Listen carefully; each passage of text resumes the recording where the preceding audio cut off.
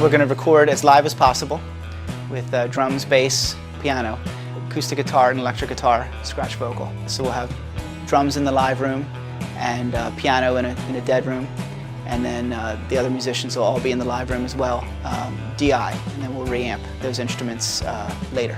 The guitar sound, the bass sound, it all comes out of these speakers on the amplifiers.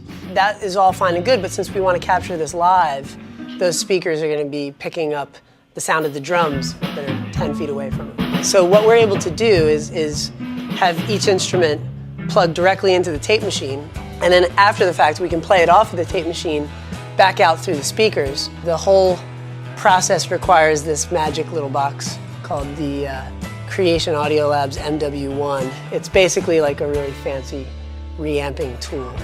The result of which, at the end, is that we can individually reamp each instrument, and instead of having to just have one mic a couple inches from the speaker, we can have mics all around this room, and we can pick up how it sounds everywhere instead of that far away. The key players in the drum setup right now are the AEA stereo ribbon mic overhead and this Charter Oak SA538 tube condenser mic. And then we have these small diaphragm Neumanns out to the side, and we get sort of a nice stereo image of the drums. Daniel likes to delay the room mics to give a slapping effect, and these are really great for that because they'll maintain a really tight sound.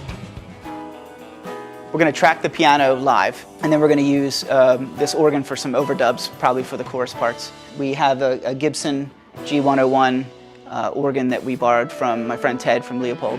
It's a great sounding, just very clear tones, very different sounding than the Hammond, whereas the Hammond to me seems a little darker. This has a real bright, kind of punchy sound. For my acoustic guitar, when I perform live, I send a signal out to a SVT bass amplifier just for kind of a rock sound, still with the percussion of an acoustic guitar. Today we're going to take this direct signal and reamp it back to my usual live bass amplifier setup.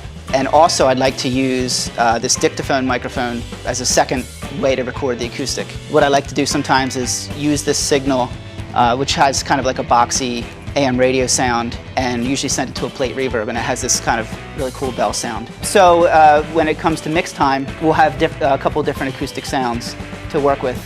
We'll probably use the dictaphone sound for the verses and then jump to the amplified acoustic sound for the choruses.